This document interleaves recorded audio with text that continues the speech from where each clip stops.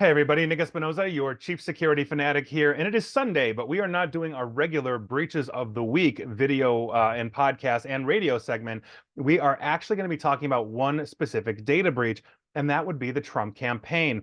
We are obviously going through a very contentious election here in 2024 in the United States, as well as other contentious elections around the world. And so when these things happen, this is major news. But also because we are living in a disinformation ecosystem, so many rumors, so much speculation, so many theories are going around about this one that I just wanted to cut through the noise and talk about this. So let's dive in. And for the record, if you're listening to me on the podcast or the radio segment, you might want to flip over to my YouTube channel where I put together a presentation on this because, quite frankly, this is a big one and we need to understand. And so with that, let's dive in and start with the ground rules. Now, first things first, this is not political.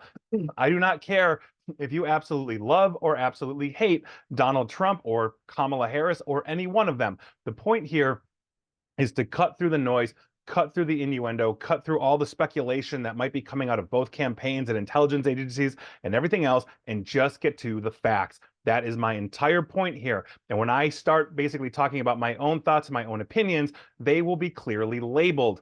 I will tell you as much because I want to separate fact from fiction and fact from theory. So this is not political. On top of it, these are the facts that we know of on the ground right now as of Sunday, August 11, 2024, 2 p.m. Central Daylight Time, which is also GMT -5 for all of you watching outside of the United States.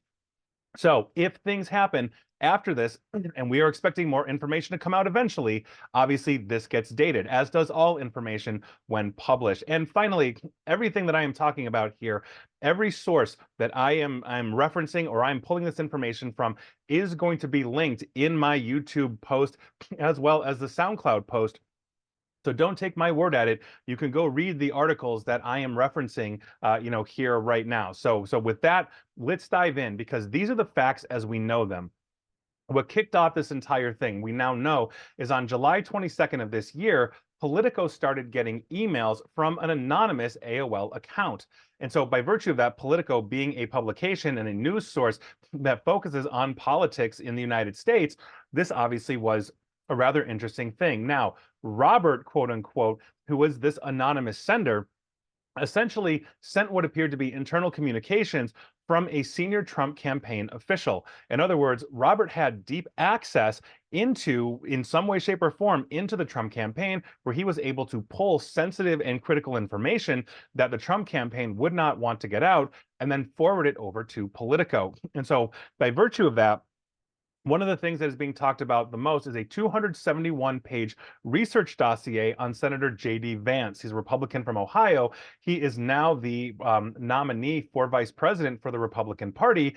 And this report was entitled Potential Vulnerabilities, and this was sent to Politico. And so understand that every campaign, I don't care if you're Republican, Democrat, whatever, if you're vetting a vice presidential candidate to run with your presidential contender, there is going to be these kinds of reports. You need to know where the bodies are buried, the skeletons are laid out, all of that. Now, this report on J.D. Vance and also a partial report on Marco Rubio, Senator of Florida, who was also a contender for the vice presidential slot, was sent. These reports were culled essentially from public sources, past interviews, past statements, past news articles, going back well over time for these two potential candidates. And so this is an aggregation of essentially how potentially a J.D. Vance or Marco Rubio could harm the Trump ticket if one of these two men were selected. And ultimately, as we know, J.D. Vance is now running to be vice president alongside Donald Trump on the GOP side. So this is essentially the two most critical things that we've seen thus far. And I say thus far because more may be coming, and this is going to be, something that we are looking at. Now, Roberts said that they had a, quote, variety of documents from Trump's legal and court documents to internal campaign discussions, end quote. Now, the indicator here is that if this Robert, and this is what the person is going by, has this information, then by virtue of that, it is very possible that we are going to see some of this information be released sooner than later, and we're not sure to which publications, which actually we will talk about shortly. Now, to continue with the facts on the ground, on August 8th, only a few days ago, as I'm recording this, the Washington Post was then sent that Vance dossier and then revealed that that report or that dossier was dated February 23rd of this year. In other words, as the campaign for the Trump campaign was ramping up, they were already doing this, research on potential running mates for Donald Trump, and so this goes back quite some time. And obviously, anything past February 23rd that Vance or Rubio or any of them might have said, good or bad, obviously would not be in that report, but everything prior should be. Robert also told Politico in his email, or that person's email, or the group's email, quote, consider me as an anonymous resource who has access to DJTFP 24 campaign. That would be Donald J. Trump for President 24. There are other stuff too that I can send you if this content is in your field of interest. End quote. In other words, he is indicating, or Robert, whatever Robert is, whoever Robert is indicating to Politico at that time in July that yeah, he or they are willing to essentially send a whole bunch more information that they have, given that they have other stuff that they say they have, like internal campaign discussions. When I say they, for all I know, it's a team of people just going as Robert. We just don't know. Robert is essentially how this person or this group or this entity has identified themselves using an anonymous AOL account, which I find interesting too. AOL, really? But here we are. And so those are the facts that we know right now. That's it. That's all we know. That is the core of it. But we also know that the Trump campaign obviously reacted to this, as they should. They just got hit. They have to release a statement. And so Stephen Cheung, who is a Trump campaign spokesman, basically in an official statement said, and I quote, these documents were obtained illegally from foreign sources hostile to the United States, intended to interfere with the 2024 election and sow chaos throughout our democratic process, end quote. Now, you're wondering, okay, if you haven't been keeping up, foreign hostile sources, what's going on here? Essentially, what Cheung was referencing was a Microsoft disclosure from prior to this incident, where Microsoft said that they had discovered evidence that Iranian hackers had tried to break into an email account of a high-ranking official on a US presidential campaign in June. And so obviously the Trump campaign, whether they have internal information on this from Microsoft that Microsoft hasn't made public, or they are simply using that report and saying, okay, well, we're clearly the campaign that got hit, that is essentially where they are referencing this from. But to be very clear, because facts matter, Microsoft, as of this recording, has not publicly identified which campaign has been attacked, or even if that attack, that mailbox compromise, was actually successful. I could not find a statement of Microsoft saying, yeah, it absolutely was a Trump campaign, et cetera, without, giving away any details of who on the Trump campaign was hit. So in other words, this could have been the Harris campaign that the Iranians were going after. It could have been the RFK Jr. campaign. It could have been the Trump campaign. Now, obviously, if Microsoft is saying this and the Trump campaign is using Microsoft platforms like Office 365, it's logical to conclude that Iran might have had something to do with this. And of course, the Iranian government, in a statement to the Washington Post, denied involvement essentially of this. And so we're going to see what happens here, but that's essentially what we've got. So we've got the facts on the ground. We've got the Trump campaign saying essentially it was the Iranians, based off of a Microsoft report that said, the Iranians tried. They didn't say they were successful or not successful, but they were trying to get into a US presidential campaign. Could have been the Trump campaign, could have been the Biden campaign, now the Harris campaign, the RFK campaign, or one of the fringe campaigns. Who knows? But the point is, this is where we stop. This is what we know. This is the official statement from the Trump campaign as a result of those facts and that report from Microsoft. The rest is rumor and speculation. And so let's go through some of that rumors and speculation. And again, as of today, August 11, 2 p.m. Central Time, GMT -5, these are what we're seeing light up Twitter or X or whatever you want to call it, and the blogosphere, all that kind of stuff. And I track them all, including Trump's platform, Truth Social. And so by virtue of that, the first one is obviously the rumor, the speculation, the theory. The Iranians did it. They mentioned, the Trump campaign mentioned this. We do not have confirmation, though, that this is correct at this time, to be very clear. Now, here's the thing. It could very well be the Iranians, because the Iranians were reported outside of this event to be working on an assassination plan against Trump, as he is a candidate, and it is much easier to assassinate a candidate than it would be a president, because the Secret Service details get vastly more huge when you're a president. But if you recall, then President Trump in 2020 essentially ordered the killing or execution of Iranian Quds Brigade General Qasem Soleimani, which, quite frankly, pissed off the Iranians to no end. So if they can't get to him, maybe they can dump information, possibly ruin his campaign, degrade his running mate or whatever. Obviously, that's not a good look. So it is very possible that is happening. That is, if I had a probability meter, I'd say, yeah, there's probably, the probability is pretty good that the Iranians did do this, or at least had some kind of involvement. But again, that's speculation.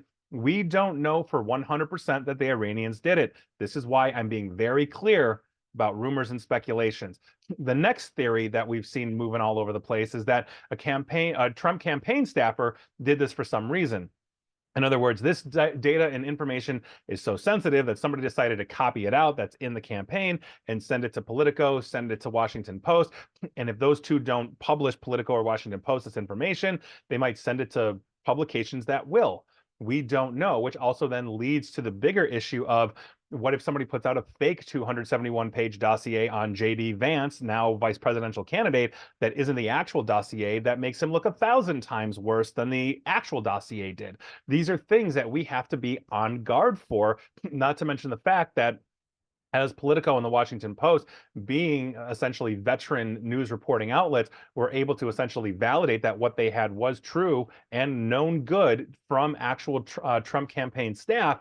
If a staffer did this, obviously that would be a bad look. I don't think, personally, in my opinion, that the Trump campaign would want that to get out. And so here we are. So that is one of the other ones that rumors that are going around. If Microsoft eventually comes out and says, oh no, it was the Biden campaign or Harris campaign that was hit, well, this just shoots up in its probability of being like a whistleblower type situation for the Trump campaign. The next rumor and speculation that we're hearing is that the Trump campaign did this themselves. They wanted to play the victim card for some reason. It's morbid, and I know it's morbid, but think about it this way. Trump recently had an assassination attempt. There's a lot of rumors and speculations flying around that. It just looks like a very disgruntled 20-year-old kid tried to take a shot at him. It's just an unfortunate event all around for everybody involved. But obviously, that was, from an optics standpoint, very good for Trump. I'm just being objective here, because that's essentially what happens in assassination attempts, right? So, or in the aftermath, rather, of assassination attempts. So maybe they did it themselves. Now, I don't think they did. To be very clear, I don't think the probability of that doesn't make any sense, because if you look at it, why put out potentially damaging information on one of your candidates? Like, that doesn't make sense to me. But this is, again, what's being bandied about social media. And so if you see this, or people saying, oh, the Trump campaign did it themselves, understand the logic behind that I just laid out for you, but also understand the logic why this would not be a good thing for them to do, even if they thought they could gain some kind of weird sympathy or victim card or something like that, because it would just be damaging to their vice presidential candidate. So I don't think this one's true. And I also don't think this one is true either, that the Democrats did this to either help Harris, now Vice President Harris, then Biden, or maybe to get payback for Hillary's email dump back in 2016 or some other reason. And obviously that wasn't good anyway around. I also don't think this is that probable as well. And the reason being is it just doesn't make much sense to me that the Democrats would do this, or the Republicans would do it to the Democrats, because getting caught on that, pretty much, especially from a forensic standpoint, if it's proven or if it's verifiable, you're just throwing your own campaign under the bus. Like, if the Democrats would be shooting themselves in the foot in the same way that the Republicans would be doing that, if they decided to do that and they were caught. So I just don't see the logic there of that as well. But these are essentially what we are seeing, and I'm seeing this fly around absolutely everywhere. And so with that, those are the rumors, speculations, theories, all that kind of stuff. And so let me give you my quick thoughts and my opinions. Again, I am being completely honest. These are my thoughts, my opinions, my theories, my brain. These aren't the facts on the ground. This is the way I'm seeing the world right now. And given my job, I'm obviously not a fan of any kind of malicious hacking. As I said this before, if this was the Harris campaign that got hit, with the dossier on Tim Walz, their VP pick, I'd be doing the exact same video in the exact same way. I am not a fan of any of this. And if you are a longtime follower or listener of mine on my breaches of the week, those videos are 20, 30 minutes long, and it's just crazy out there. So not a fan of this at all. Also, and I think it's important to understand the backdrop with which this is happening we are living in a deeply divided time here in the United States. We have a wedge that has been intentionally drawn in, and social media has been a supercharger of that wedge. And so by virtue of that, disinformation right now is at levels that we've never seen before. They're flying around. It's left and right. It is getting slammed by foreign intelligence services and agencies, Iran, China, Russia, et cetera, et cetera. We are seeing this. This is a demonstrable fact. But by virtue of that wedge and that division, this is where disinformation thrives to pull us further apart. And it's creating two separate realities here. And that is one of my biggest issues, because you can have the actual facts on the ground. 1 + 1 does equal 2, and you have a subset of the population saying no, it equals 3, and it's a huge problem that we have. And so I think that it's all reinforced by confirmation bias. And thanks to confirmation bias, you're going to believe what theory best fits your ideology and worldview. So in this particular case, if you absolutely love Trump and absolutely hate, Kamala Harris, then it would make sense to you that the DNC did this, right? The Democrats did this in some way, shape, or form to get Trump. When logically, if you're thinking it through, no, it would be the same side if the Harris campaign got hit. So this is one of those things that we have to educate ourselves on to basically get out of this information bubble, this fake reality bubble that we have, because information oftentimes is spun, or it's not really facts, it's speculation. And that's why I wanted to break it down as I did before. And when I do these kinds of videos on my channel, I always break it down by fact. I always break it down by rumors and speculations, because we need to understand what is fact, what is possibly fiction, or what may potentially be correct given more information that we just don't have now. And by virtue of this is why we need to get on the same page with facts. 1 + 1 should always equal 2. We may disagree on how we get to 2, but it always equals 2. And so I think that's really important to understand. I think about this. The Trump campaign was hit. That's a fact. Information from the Trump campaign was delivered to two news organizations, Politico and the Washington Post. That's a fact. Both Politico and Washington Post confirmed with Trump campaign officials that the information was indeed their information that was stolen. That is a fact. Was it the Iranians? That is speculation based off of a Microsoft report that neither confirmed it was the Trump campaign or the Biden-Harris campaign or the RFK Jr. campaign. Now you see the difference. We have to get on the same page with facts. Don't lean into your confirmation bias. You have to basically make sure that you are waiting for this. And essentially, this should be condemned by everybody. Again, I don't care if you hate Trump with the burning passion of 1,000 suns. This is a wrong situation. This is illegal. This should not have happened. This is not good, because it shouldn't be happening to anybody. And just like it happened to Hillary Clinton in 2016, when she had 30,000 plus emails dumped onto WikiLeaks that the whole world could download and read, and full disclosures, I actually had clients in those emails, and I was getting a lot of panicked calls. This is something that is simply not right, whether it's that or whether it's this. And if that information, that 271-page report on Vance, or the partial report on Rubio, or any of this other internal communication gets out on the Trump campaign, it should be condemned. This is not good. And so by virtue of that, and as always, we need to have patience. Patience is so unbelievably important. The truth will eventually come out. It just takes time. And if you get into a silo where you're essentially saying, oh, well, I believe it's XYZ because, that feels right to me, that is not a fact. Wait for the information to come out. And I want one thing or the other to be true. It doesn't make it true. I wait for the information to come out. It's so unbelievably important. And with that, here we are. Thank you for watching. Thank you for listening. If you didn't watch this, the presentation on the YouTube channel. And again, just cutting through the noise, getting to the facts, separating the facts from the speculation. It's the job that we are supposed to do. And with that, Thank you, thank you, thank you. And hopefully we're going to have more understanding of what happened in this event, and hopefully how the Trump campaign, as well as the Harris campaign, can harden themselves against this kind of reality. So with that, please like, share, follow me here on Facebook and Twitter at NickAESP, and please feel free to subscribe to me at YouTube as well. And as always, stay safe, stay online, and please attempt to stay private. And if you're an American in 2024 and eligible to vote, please go vote. Take care, all.